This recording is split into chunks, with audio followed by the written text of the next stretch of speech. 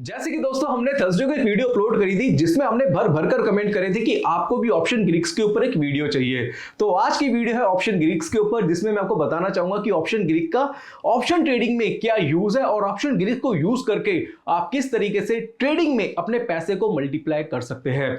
तो जैसे आप ट्रेडिंग करते हैं ऑप्शन में तो काफी आप कंफ्यूज होते हैं कि भैया मैंने ऑप्शन खरीदा या फिर मैंने देखा कि ऑप्शन खरीदने के बावजूद भी स्पॉट मार्केट में तो चेंजेस आ गए, स्पॉट मार्केट में तो प्राइस इंक्रीज हो गया, बट मेरा जो प्रीमियम है वो वहीं का वहीं खड़ा है, या फिर मार्केट कंसोलिडेट हो गया तो जो मेरा प्रीमियम है वो बहुत तेजी से नीचे गिर रहा है। तो आप ये सोचते हैं कि कहीं मैंने स्ट्राइक प्राइस तो गलत चूज नहीं करी, कहीं मैंने गलत एक्सपायरी तो चूज नहीं करी। तो ये कंफ्यूजन आपके मन में ज्यादातर रहते हैं। मैं एक और एग्जांपल के साथ आपको समझाना चाहूंगा कि मान लो आपने 18,000 में निफ्टी बाय करी और निफ्टी 18,000 से 18,100 चली गई, बट आपने देखा जो आपने प्रीमियम बाय करा था उसमें कोई बढ़ोतरी ज्यादा देखने को नहीं मिली, वो बढ़ा बट उतना ज्यादा नहीं बढ़ा। तो तब भी आप कंफ्यूज होते हैं कि क्या मैं कोई गलती तो नहीं कर रहा। तो आज की वीडियो में मैं सारे सॉल्यूशन ऑप्शन ग्रीक से रिलेटेड, ऑप्शन से रिलेटेड आपको देना चाहूंगा, जिससे आने वाले ट्रेडिंग सेशन में आपको ऑप्शन से रिलेटेड जो भी आपके डाउट है, जो भी कंफ्यूजन है वो ना रहे। तो मैं Umesh Sharma chart analysis channel पे आपका हार्दिक स्वागत करता हूं और आज की वीडियो में ऑप्शन ग्रीक से रिलेटेड आपके जो डाउट है वो मैं क्लियर करने वाला हूं। तो सबसे पहले आपको कहना चाहूंगा कि अगर आप अभी बिजी हैं तो इस वीडियो को सेव कर लीजिए और इस वीडियो को आप बाद में देख सकते हैं, जिससे आप एक अच्छे ट्रेडर बन पाए। तो सबसे पहले बोलना चाहूंगा 5 तरीके के ऑप्शन ग्रीक्स होते हैं, जिसमें फर्स्ट होता है डेल्टा, गामा, थीटा, रोहू, वेगा। तो आज मैं डेल्टा और थीटा के बारे में आपको बताना चाहूंगा और ये जो वीडियो में मैं कोई थ्योरी नहीं बताने वाला आपको कि थ्योरेटिकली मैं कुछ कैलकुलेशन बता दूंगा। आज मैं आपको प्रैक्टिकल तरीके से बताना चाहूंगा कि प्रैक्टिकल तरीके से आप किस तरीके से ऑप्शन को पढ़ सकते हैं। और दोस्तों एक चीज और आपको बोलना चाहूंगा कि इसमें हम थोड़ा सा टेक्निकल एनालिसिस का तड़का भी मारेंगे, क्योंकि डायरेक्शन बेस्ड ट्रेडिंग भी तो जरूरी है। और ऑप्शन बाइंग हम क्यों करते हैं पहले इसके ऊपर मैं बताना चाहूंगा कि ऑप्शन बाइंग हम इसलिए करते हैं क्योंकि अगर आप फ्यूचर में काम करते हैं तो आपको मार्जिन ज्यादा देना पड़ता है। निफ्टी बैंक निफ्टी में काम करते हैं तो लाख, सवा लाख, 1.5 लाख का मार्जिन देना पड़ता है। इसी तरीके से आप क्या करते हैं कि जब आप स्टॉक ऑप्शन में काम करते हैं या फिर फ्यूचर में काम करते हैं, अगर आप फ्यूचर में काम करेंगे तो मार्जिन ज्यादा देना पड़ेगा। वहीं पे आपके पास ऑप्शन रहता है कि भाई मैं क्या करता हूं कि ऑप्शन में ट्रेडिंग कर लेता हूं, ऑप्शन बाइंग कर लेता हूं, जिसमें मैं कम पैसे में ज्यादा पैसा कमा पाऊं। फ्यूचर में अगर आप ट्रेडिंग करते हैं तो फ्यूचर हैज नो फ्यूचर। आपको पता है कि आप फ्यूचर में क्या होता है कि रिस्क इसमें अनलिमिटेड होता है। उसी तरीके से जब आप ऑप्शन बाइंग करते हैं तो उसमें क्या होता है, रिस्क लिमिटेड होता है और प्रॉफिट अनलिमिटेड होते हैं, जिसकी वजह से कई बार हमने ऐसा देखा है कि हम अपने पैसे को मल्टीप्लाई भी करते हैं। कई बार आपने देखा होगा कि कुछ टाइम पहले मैं एक वीडियो बनाई थी जिसमें बैंक निफ्टी में मतलब हमने लाइव में बताया था कि 9 रुपए का प्रीमियम वो एक दिन में कितना हो गया था, 260 रुपए हो गया था। तो 2500% का रिटर्न, जो कि कम नहीं होता, वो एक दिन में मिला था।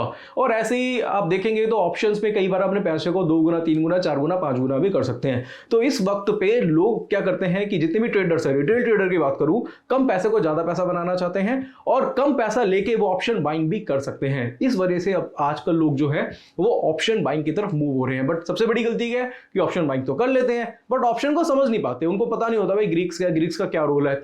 बट एक चीज और है, बट ग्रीक्स के ऊपर जो लोग बताते हैं वो इतना ज्यादा कैलकुलेशन होता है उसमें, इतना ज्यादा थ्योरेटिकल वो उसमें ऐड कर देते हैं कि भी लोगों के ऊपर से निकल जाता है। वो कहते हैं भाई छोड़ो ग्रीक्स वीक्स, हमें कोई मतलब नहीं, हम तो भाई सीधा सीधा अपना ऑप्शन बाइंग करेंगे, और अगर वो फिर मार्केट के ऊपर डिपेंडेंट हो जाते हैं। अब आज की वीडियो में मैं सारी चीजें डिटेल में समझाऊंगा आपको, तो वीडियो काफी इंटरेस्टिंग है, लास्ट तक जरूर देखेगा, मजा आएगा। तो अब यहां पे बात करेंगे तो पहले मैं क्या करूंगा, पहले मैं लेके जाऊंगा आपके सामने डायरेक्टली यहां पे चार्ट पे, बारी बारी से समझेंगे, थोड़ी वीडियो लंबी हो सकती है बट एक एक चीज आपके क्लियर करूंगा, एक एक डाउट क्लियर करूंगा। तो सबसे पहले हम क्या करते हैं कि जैसे हम बात करेंगे डेल्टा और थीटा की, आज की वीडियो में डेल्टा और थीटा की बात करेंगे। कई वीडियो में बोलता हूं कि भाई डेल्टा है इसका, इस डेल्टा पे काम कर लो। तो सबसे पहले समझना पड़ता है कि भाई डेल्टा होता क्या है। देखो बहुत सिंपल तरीके से समझाऊंगा, थ्योरेटिकल नहीं समझाऊंगा, बिल्कुल प्रैक्टिकल समझाऊंगा। देखो डेल्टा बहुत ही सिंपल है, आपको बताना चाहूंगा कि जो स्पॉट मार्केट में चेंजेस होते हैं उसके चेंज होने पे उसके प्रीमियम पे कितना इंपैक्ट पड़ रहा है, यानी कि प्रीमियम में कितने चेंजेस हो रहे हैं, उसको बोलते हैं डेल्टा। बहुत ही सिंपल है। अब इसको मैं आसान भाषा में आपको समझाना चाहूंगा, तो मैं डायरेक्टली बोर्ड पे लेके जाता हूं। अब आपने देखा जी आपके पास एक निफ्टी है, निफ्टी का प्राइस चल रहा है जी 18,000 रुपए, राइट। अब 18,000 रुपए चल रहा है निफ्टी का प्राइस और इसका जो प्रीमियम है ये स्पॉट प्राइस है, राइट, ये स्पॉट प्राइस है और इसका प्रीमियम चल रहा है 100। अब आपने देखा कि यार अगर निफ्टी 18,000 से 18,100 होगी, 18,100 होगी, तो ये प्रीमियम कितना बढ़ सकता है, कि प्रीमियम 40 रुपए बढ़ेगा, 30 रुपए बढ़ेगा, 50 रुपए बढ़ेगा, या ये सीधा 200 रुपए हो जाएगा। ये डिपेंडेंट है इस स्ट्राइक का डेल्टा कितना है। मैं फिर से बोलना चाहूंगा कि डेल्टा से आपको पता चल जाएगा कि जब स्पॉट मार्केट में चेंजेस होंगे तो उससे उसके प्रीमियम में कितना चेंज होगा, उसको बोलते हैं डेल्टा। काफी लोगों को कैलकुलेशन नहीं होती, काफी लोगों के फोन आता है, कहते हैं जी अगर मान लो निफ्टी यहां से 200 पॉइंट बढ़ गई तो मेरा प्रीमियम कितने पॉइंट से बढ़ेगा। तो उसके लिए आपको क्या हो, डेल्टा सीखना पड़ता है। तो आज की वीडियो में मैं समझाना चाहूंगा। अब मैं थोड़ा सा इसमें टेक्निकल का मतलब थोड़ा सा टेक्निकल के बारे में समझाऊंगा, फिर टेक्निकल के बाद आपको सीधा लेके जाऊंगा इसके कॉइन्स ऐप पे और वहां पे बताऊंगा कि ऑप्शन चेन हम देखेंगे और ऑप्शन चेन पे ही बताएंगे कि कैसे हम डेल्टा को आइडेंटिफाई करते हैं और इसकी थोड़ी बहुत कैलकुलेशन मैं आपको समझाना चाहूंगा। अब यहां पे क्या करेंगे, डायरेक्टली जाएंगे हम यहाँ पे चार्ट पे। सबसे पहले हम क्या करते हैं, जब हम चार्ट रीडिंग करते हैं, जब चार्ट एनालिसिस करते हैं हम, तो सबसे पहले हम डायरेक्शन लेते हैं मार्केट से। डायरेक्शन लेंगे तभी तो हमें पता चलेगा ना कि भाई हमें कॉल ऑप्शन खरीदना है, पुट ऑप्शन खरीदना है। अब ये थोड़ी ना कि भाई डेल्टा हमें सिर्फ कॉल ऑप्शन में चेक करना है, वो हम पुट ऑप्शन में भी चेक कर सकते हैं, दोनों तरफ चेक करेंगे। तो यहाँ पे हम क्या करते हैं, हम मान लो 1 घंटे का चार्ट देख लेते हैं भाई निफ्टी का। बहुत सिंपल है। अब हमने क्या करा, यहां से हम चेक करेंगे, हमने एक लाइन ड्रॉ करी और हमने देखा कि भाई निफ्टी का जो रेजिस्टेंस लेवल है वो है जी 18,140 का। राइट, हम पहले टेक्निकल देखेंगे। अब मान लो मजार आ गया जी 18,140 रुपए आ गया। अब 18,140 आ चुका है। अब हमें पता है कि अब निफ्टी यहां से बढ़ के कितना जाएगा, 18,250 रुपए आएगा। और हमारा जो स्टॉप लॉस बनता है वो बनता है, मान लो कि 18,050 का हमारा स्टॉप लॉस बनता है। यानी कि हमने 100 पॉइंट का स्टॉप लॉस ले लिया और टारगेट ले लिया जी 100 पॉइंट, या फिर यहां से हम कह सकते हैं 18,350 भी निफ्टी जा सकती है। 200 पॉइंट का हमने टारगेट ले लिया और 100 पॉइंट का हमने स्टॉप लॉस ले लिया। राइट, अब हम करेंगे कि यार अब हमें ये तो समझ में आ गया कि यहां से निफ्टी बढ़ने वाली है और यहां से 200 पॉइंट निफ्टी में तेजी आ जाएगी, हमें हमारा स्टॉप लॉस भी पता चल गया। अब हमें ये देखना है कि अब हमारे प्रीमियम यानी कि अगर हमारा टारगेट आता है तो हमें कौन सा स्ट्राइक प्राइस चुनना है जिसमें हमें ज्यादा बेनिफिट हो। इसको ध्यान से समझना, हमें कौन सा स्ट्राइक प्राइस चुनना है जिसमें हमें ज्यादा बेनिफिट हो। उसके लिए हम क्या करते हैं, डेल्टा की स्टडी करते हैं। फिर हम देखते हैं कि कौन सी स्ट्राइक प्राइस में कौन सा डेल्टा ज्यादा बेटर है, किसमें हमें डेल्टा ज्यादा मिलेगा। आपको पहले बताना चाहूंगा, जो फ्यूचर का डेल्टा होता है वो हमेशा 1 होता है। इसको बहुत ही सिंपल तरीके से समझेंगे, मैं ज्यादा थ्योरी पे नहीं जाना चाहता क्योंकि फिर क्या आपके ऊपर से जाएगा। अब हम क्या करेंगे, डायरेक्टली जाएंगे किसमें, कॉन्सेप्ट में। यहां पे देख लेते हैं। ये हमने क्या है, निफ्टी का एक ऑप्शन चेन ले लिया, बिल्कुल आसान भाषा में इसको समझेंगे। और हमने देखा कि अभी जो निफ्टी का प्राइस है, एग्जैक्टली मैं आपको बताना चाहूंगा, अभी निफ्टी का प्राइस है वो है 18,050 के आसपास। 18,050 के आसपास क्या है, निफ्टी चल रहा है। यहाँ पे आप देख सकते हैं 18,055 का इसका फ्यूचर प्राइस है। और फ्यूचर का डेल्टा हमेशा क्या होता है, वो 1 होता है। इसको ध्यान से समझिएगा। अब हमने देखा कि यार मैं क्या करता हूं कि मेरे पास पैसे भी कम है। एग्जाम्पल के तौर पे मेरे पास सिर्फ 5,000 रुपए हैं। अब मुझे क्या करना है, मुझे पता चल गया कि निफ्टी 200 से 300 पॉइंट बढ़ने वाली है। 18,050 की मैंने क्या ली, स्ट्राइक ले ली और मैंने एक्सपायरी चुन ली यहाँ पे 25 जनवरी के आसपास की। अब मैं देखूंगा कि भाई मेरे को जो प्रीमियम मिल रहा है वो कितना मिल रहा है। यहाँ पे देखेंगे 94 के आसपास, 100 मान के चलते हैं भाई, 100 प्रीमियम मेरे को मिल गया। अब यहाँ पे जो लिखा हुआ है वो है डेल्टा। डेल्टा कितना है, 0.51, 50 मान के चलेंगे, 0.50 डेल्टा है। तो इसका मतलब क्या हुआ, ये हुआ कि अगर निफ्टी यहां से 18,150 जाता है, यानी कि इसमें अगर 100 पॉइंट की तेजी देखने को मिलेगी, तो यहां से 0.5 डेल्टा है, तो 100 पॉइंट ये बढ़ेगा, तो ये कितना बढ़ेगा, सिर्फ 50 पॉइंट बढ़ेगा। मतलब हम अप्रॉक्स निकाल के चल रहे हैं, एग्जैक्ट नहीं बता रहे, कुछ 45 से 50 रुपए के आसपास इसमें प्रीमियम में चेंजेस आएंगे। फिर इसमें ये भी चेक करना पड़ेगा भाई कितने टाइम बाद आएगा, वो भी बहुत मैटर करता है। बट अभी हम डेल्टा की बात कर रहे हैं, तो अभी हम टाइम वैल्यू की बात नहीं कर रहे हैं, अभी हम गामा, रोहू, वेगा की बात नहीं कर रहे, अभी हम सिर्फ डेल्टा की बात कर रहे हैं। तो ये अनुमान लगाया जाता है कि अगर निफ्टी में 18,150 गया, स्पॉट मार्केट से अगर 100 पॉइंट निफ्टी बढ़ा, तो यहां पे इसका डेल्टा कितना है, 0.50 है। तो इट मींस ये कितना जाएगा, ये 100 रुपीज से कितना हो जाएगा, 150 होने की पूरी संभावना है। वो डिपेंड करता है कि भाई 1 घंटे में जाएगा, 2 घंटे में जाएगा, 1 दिन में जाएगा, 2 दिन बाद जाएगा, वो एक अलग चीज है। बट इसके 50 रुपए बढ़ने के पूरे चांसेस वहां पे रहते हैं। अब दूसरी बात, दूसरे केस में आता है कि अगर मान लो कि 18,050 का रेट चल रहा है और आपको लग रहा है कि भाई निफ्टी यहां से 200 पॉइंट नीचे गिर सकती है, मान लो कि 200 पॉइंट नीचे गिर सकती है और आपको लग रहा है कि निफ्टी यहां से 17,850, 800 आ सकती है, तो उस केस में क्या करेंगे, आप क्या करते हैं, वहां पे पुट खरीदते हैं। अब हम पुट खरीदेंगे और इसका डेल्टा कितना है, इसका है 0.5949, यानी कि 0.5 मान के चलिए। और इसका प्रीमियम जो चल रहा है वो कितना है, 90 के आसपास का है। अगर यहां से 200 पॉइंट नीचे निफ्टी गिरती है, तो यहां पे क्या होगा, 0.5 डेल्टा के हिसाब से इसका जो प्राइस है, ये प्रीमियम है, वो 100 पॉइंट से बढ़ जाएगा।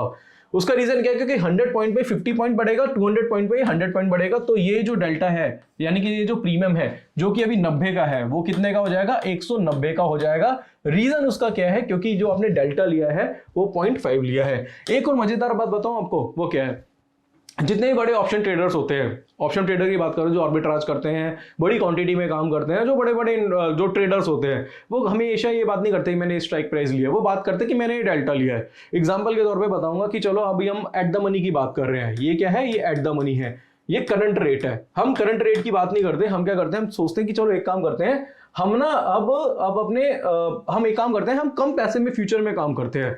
फिर से बोलना चाहूंगा, हम कम पैसे में फ्यूचर पे काम करना चाहते हैं, फ्यूचर की तरह काम करना चाहते हैं। अब आप बोलोगे यार ये क्या बात कर रहा है भाई, फ्यूचर में काम करेंगे तो फ्यूचर में ट्रेड बनाएंगे ना अपना, 1.25 लाख का 1.5 लाख का मार्जिन देके आराम से काम करेंगे, स्टॉप लॉस लगाएंगे, टारगेट लेंगे। नहीं, मैं आपको बताना चाहूंगा कैसे। अब मैं कहता हूं जी चलो जी, आपको लग रहा है कि मार्केट जो है, मार्केट में तेजी आने वाली है, 18,200-300 जा सकता है, 200-300 पॉइंट की तेजी है, मान लो, हम एक अनुमान लगा के चलते हैं। अब आप कहते हैं यार मैं एक ऐसी स्ट्राइक प्राइस चुनना चाहता हूं जिसका डेल्टा बहुत ज्यादा हो। कैसे, मैं बताता हूं। अब यहां पे हमने क्या करा, हमने 17,750 की हमने कॉल बाय कर ली, यानी कि ये हमने क्या लिया, एक स्ट्राइक प्राइस लिए 17,750 की, हमने इसकी कॉल ली है, वो कितनी है, 316 रुपए के आसपास। आप कहोगे यार 18,050 की तो मिल रही थी 90-95 रुपए की, 100 रुपए की मान के चलो, तो यहां मिल रही है 316 रुपए की, वहां मार्जिन लगा 5,000 का, यहां मिल रहा है 15,000 का। अब आप बोलोगे 15,000 का मार्जिन कैसे लगा, 316 इंटू 50 कर दो आप, 360 इंटू 50 कितना हो जाएगा, हाँ 15,000 के आसपास होगा, 15,500 के आसपास मार्जिन लगेगा। मैं मोटा मोटा मान के चलता हूं कि भैया हमने 15,000 का मार्जिन ले लिया, ये कितना है, ये 15,000 का मार्जिन है। अब इसका डेल्टा कितना है, 0.9 है। 0.9 डेल्टा का मतलब क्या हो गया कि वहां पे अगर मान लो ये 18,000 से, जो अभी जो स्पॉट प्राइस है वो कितना है, 18,050 है, कितना है, 18,050 है। अगर 18,050 से 100 पॉइंट बढ़ा, 100 पॉइंट बढ़ा, तो इसका डेल्टा कितना 0.9 है, तो इसका मतलब क्या होगा, जो आपका प्रीमियम है 316 रुपए का, वो कितना हो जाएगा, सीधा 400 रुपए का हो जाएगा, क्योंकि इसमें कितने पॉइंट से तेजी आएगी, 90 पॉइंट से तेजी आएगी। कैसे, क्या रीजन है, क्योंकि इसका डेल्टा ज्यादा बढ़ा हुआ है। अगर आप स्ट्राइक प्राइस चेंज करते हैं 17,850 की, तो इसका प्रीमियम कितना चल रहा है, 230 रुपए का, इसका डेल्टा क्या है 0.81, यानी कि 0.8 डेल्टा है। तो इट मींस क्या होगा, 100 पॉइंट बढ़ने पे ये जो प्रीमियम है वो 80 पॉइंट से बढ़ेगा। ऐसे अगर आप 0.7 डेल्टा लेते तो 100 पॉइंट बढ़ने से ये 70 पॉइंट से बढ़ेगा। तो हमने क्या करा, हमने यहां पे क्या करा, 17,750 की क्या ले ली, कॉल ले ली, जिसका डेल्टा 0.9 था, और अगर वो 100 पॉइंट बढ़ेगा तो यहां पे क्या होगा, ये भी 90 पॉइंट से बढ़ेगा। तो इट मींस ये ऑलमोस्ट फ्यूचर की तरह काम करेगा।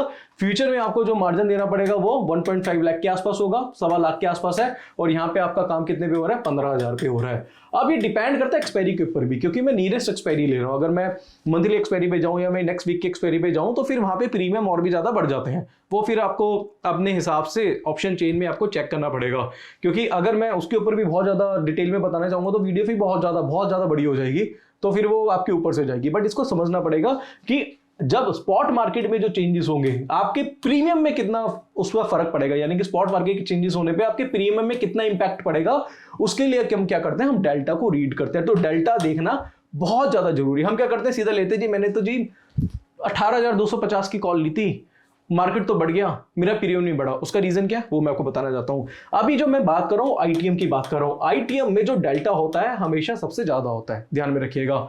ओटीएम में जो डेल्टा होता है वो सबसे कम होता है, लोएस्ट होता है। एट द मनी में जो डेल्टा होता है वो हमेशा कितना होता है, 0.5 होता है, यानी कि एट द मनी का डेल्टा होता है वो हमेशा 0.5 होता है। तो अभी जो मैं बात कर रहा था वो इन द मनी की बात करता है। इन द मनी में डेल्टा भी ज्यादा होगा, प्रीमियम भी ज्यादा होंगे। बट अब यहां पे बात करते हैं उन लोगों की जो नुकसान करते हैं, जिनको पता नहीं होता ऑप्शन के बारे में, वो हमेशा नुकसान करते हैं। मार्केट में डायरेक्शन में जाएगा, प्रीमियम नहीं बढ़ते, रीजन क्या है वो मैं अब आपको बताना चाहूंगा, क्योंकि दोनों बातें करेंगे ना। अब यहां पे मान लो 18,050 का रेट कितना किसका चल रहा है, यहां पे निफ्टी का। अब आप कहते हो यार एक काम करता हूं मैं ना 18,250 की क्या कर लेता हूं, कॉल ले लेता हूं। कॉल ले ली, अब इसका प्रीमियम कितना चल रहा है, 24, यानी कि इसमें मैक्सिमम रिस्क कितना है आपका, कितना होगा 24 इंटू आप कर लो 0.5 से, यानी कि 50 से, वो मान के चलो 1,200-1,300 रुपए का इसमें क्या रिस्क है, 1,200 रुपए का आपका रिस्क है। आप कहते हो यार 1,200 रुपए का तो रिस्क है, बट आप ये नहीं चेक करते इसका डेल्टा कितना 0.2 है। अगर 100 पॉइंट निफ्टी बढ़ेगा तो ये कितना बढ़ेगा, इसका प्रीमियम 20 रुपए से, यानी कि ये 24 से कितना हो जाएगा, यानी आपका हो जाएगा मान के चलो 44-45 के आसपास हो जाएगा। 100 पॉइंट बढ़ेगा जब, और वो भी कितनी स्पीड से बढ़ता है वो भी मैटर करता है, क्योंकि आउट ऑफ द मनी के लोगों को सबसे ज्यादा नुकसान इसलिए होता है क्योंकि उसका डेल्टा हमेशा कम होता है। अब उसमें क्या गलती करते हैं, यहाँ पे 1200 रुपए तो आप देख लेते हो कि 1200 रुपए का मेरा मार्जिन लग रहा है, बट आप क्या करते हो इसमें 10 लॉट ले लेते हो इनटू 10। कई लोग बोलते हैं मेरे 10 लॉट है जी निफ्टी में। अच्छा 10 लॉट है आपके निफ्टी में, ओके कौन सी स्ट्राइक प्राइस ली है वो बता दें जी, आउट ऑफ द मनी के लिए।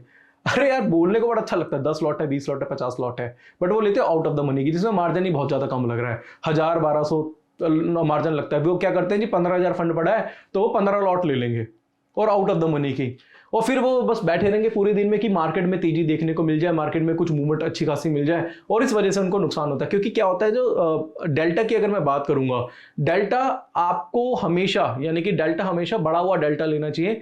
आप कोशिश ये करिए कि आप चाहे एक लॉट में काम करें, एटलीस्ट आप एट द मनी तो जरूर लेंगे, आउट ऑफ द मनी में काम नहीं करेंगे, और हो सके तो इन द मनी में काम करेंगे तो सबसे ज्यादा बेटर रहेगा। क्योंकि आईटीएम का डेल्टा हमेशा ज्यादा बढ़ा हुआ होता है और उसमें नुकसान के चांसेस भी काफी कम होते हैं। But out of the money में क्या होगा कि आपने देखा 18,055, इसकी एक्सपायरी कितनी है 25 जनवरी के आसपास है, 25 जनवरी को एक्सपायरी है, तो आप क्या करते हैं 18,055 ले लेते हैं, और आपका जो प्रीमियम है वो कितना 24 का है, तो यहां पे अगर आप प्लस करेंगे 25 तो कितना हो गया 18,275। अगर 18,275 के नीचे क्लोज करेगा तो ये वैल्यू क्या हो जाएगी आपकी 0, और आप ये सोचते हैं कि भैया 200-250 पॉइंट की तेजी 2 दिन के अंदर ही आ जाए निफ्टी में, तो आप ना बस ये ख्यालों में बैठे रहते हैं कि यार ऐसा होगा तो ऐसा हो जाएगा, वैसा होगा तो वैसा हो जाएगा, और इस वजह से आप ज्यादा नुकसान करते हैं। तो आपको पता चला आप क्या गलती कर रहे हो, क्या कंफ्यूजन है ऑप्शन में आपकी कि आपका स्पॉट प्राइस में जो चेंजेस है, यहां से तो निफ्टी बढ़ गई 100 पॉइंट 150 पॉइंट, बट ये वहीं का वहीं रुका हुआ। क्या रीजन है, डेल्टा ही नहीं है, मरा हुआ है बिल्कुल, ये बिल्कुल लाश ले लिया आपने, कोई फायदा नहीं उसका, कुछ होगा ही नहीं उसमें। तो इसको समझना काफी ज्यादा जरूरी होता है। तो डेल्टा की नॉलेज होनी बहुत बहुत बहुत ज्यादा जरूरी है। और मैं फिर से कहना चाहूंगा कि कोई भी स्ट्राइक प्राइस आप चूज करें, कोई भी स्ट्राइक प्राइस, कोई भी एक्सपायरी की, भाई उसका बोलना चाहूंगा कि हाथ जोड़ के बोलना चाहूंगा उसका डेल्टा देख लो। डेल्टा आप देखते नहीं हो और उस वजह से क्या होता है कि आपको नुकसान हो जाता है। हाँ एक चीज और मैं आपको बताना चाहूंगा थोड़ा सा डेल्टा के बारे में, बहुत ज्यादा थ्योरी पे नहीं जाऊंगा, प्रैक्टिकली बताऊंगा कि कई बार ऐसा हो जाता है कि मान लो 18,050 पे, यानी कि आपने क्या हुआ एट द मनी का डेल्टा ले लिया। कई बार मैं लाइव स्ट्रीमिंग में बताता हूँ कि भाई इसका डेल्टा 0.5 बनता और वो बढ़ के कितना हो गया जी 0.8 हो गया। अभी मैंने बताया था ना, मैंने एक 17,900 की आपको एक रिकमेंड करी थी, ये जब ये कॉल रिकमेंड करी थी आपको, जब इसका यहाँ पे प्रीमियम चला था 110 का, इसका डेल्टा कितना था 0.57 के आसपास था इसका डेल्टा, तो मैंने कहा था 0.53 था इसका डेल्टा हाँ उस वक्त पे, तो मैंने कहा खरीद लो क्योंकि 17,900 ही चल रहा था उस टाइम में भी कुछ दिन पहले निफ्टी। तो हमने बोला था लास्ट टू लास्ट फ्राइडे की बात कर रहा हूँ मैं, तो लास्ट फ्राइडे की बात कर रहा हूँ 17,900 था इसका 0.53 था डेल्टा, मैंने कहा ले लो भाई छोटा सा स्टॉप लॉस ले लो।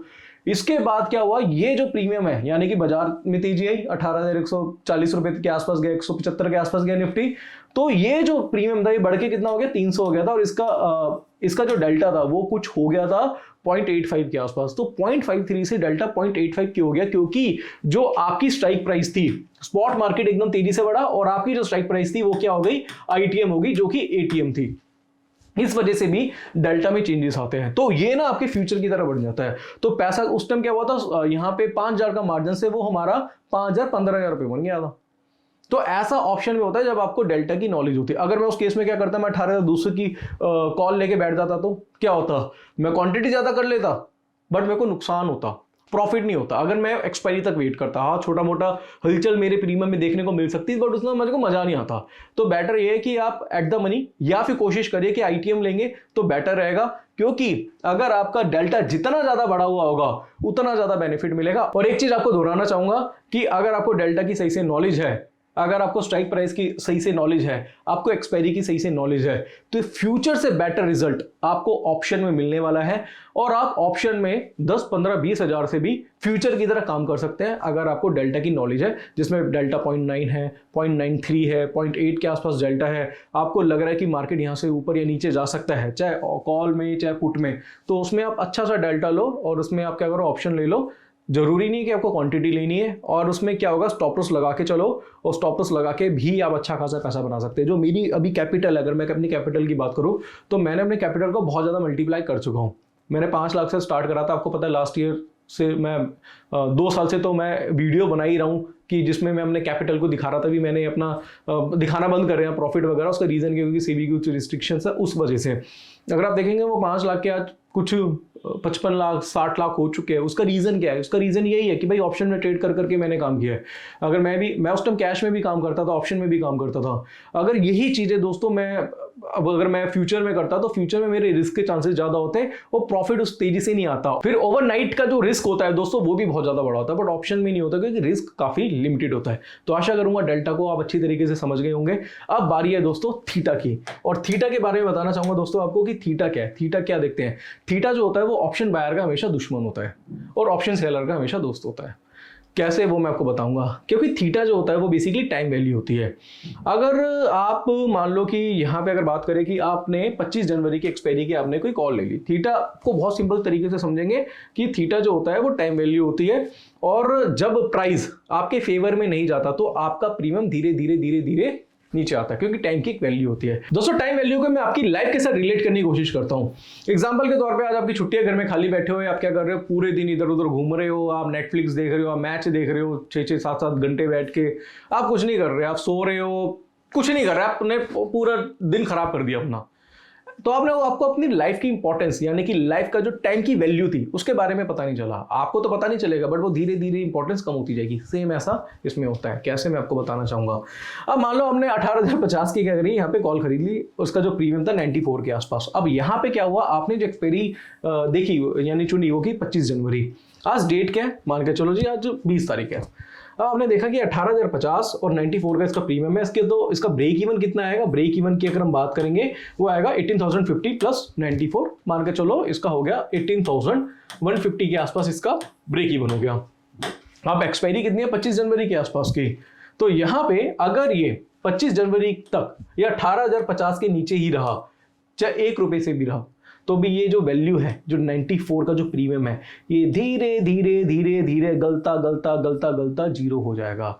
तो एक्सपायरी पे जो वैल्यू है, ये जो प्रीमियम है, वो जीरो हो जाएगा अगर प्राइस 18,050 के ऊपर नहीं गया।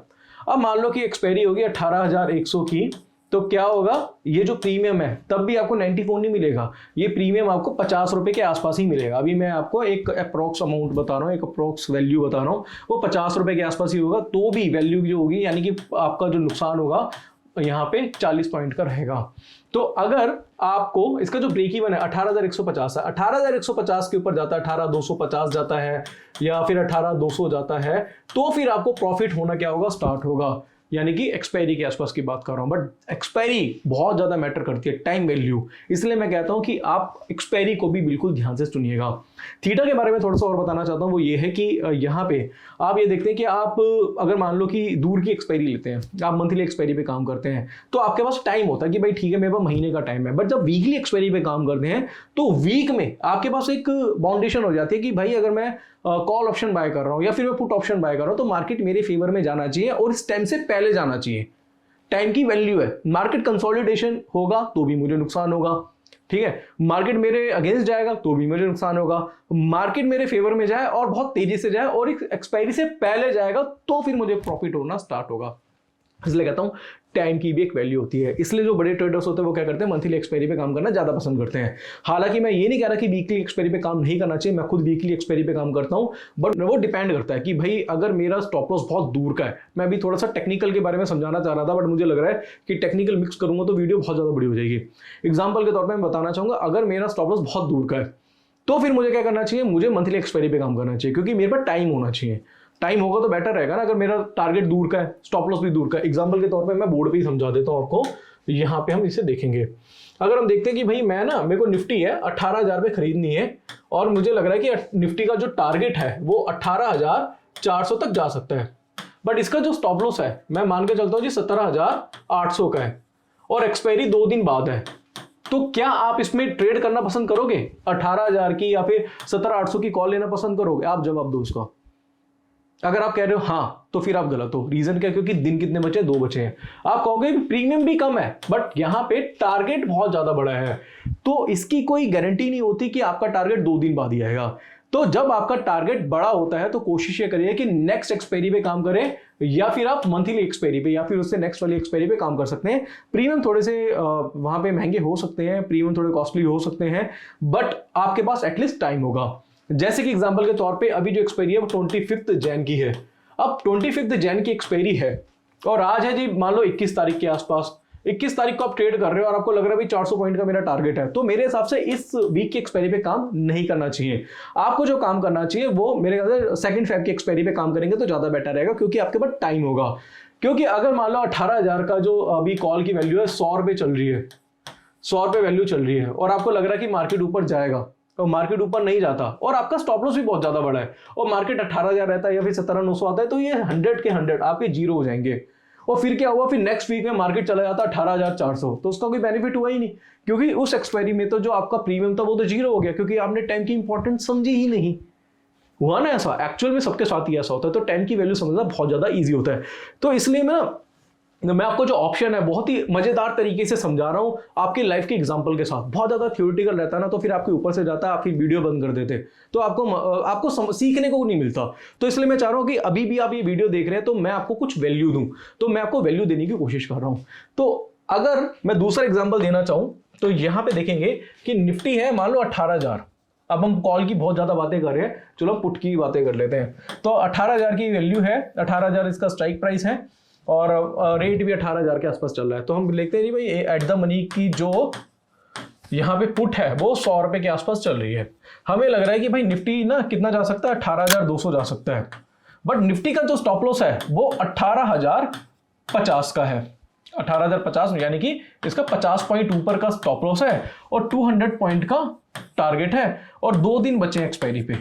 क्या करोगे आप बताओ, आपसे पूछ रहा हूं, क्या आप वीकली एक्सपायरी पे काम करना पसंद करोगे या नहीं? मैं कहूंगा वीकली एक्सपायरी पे काम करो। रीजन क्या है, क्योंकि आपका स्टॉप लॉस बहुत ज्यादा छोटा है। तो छोटे से स्टॉप लॉस तो क्या होता है, एक दिन में भी कट जाते हैं, 2 दिन में भी कट जाते हैं, या 1 घंटे में भी कट जाते हैं, है ना। मतलब 1-2 दिन में तो इतना मार्केट तो हिलेगा कि या तो आपका टारगेट आए ना आए, बट एटलीस्ट आपका स्टॉप लॉस तो बहुत पास हो।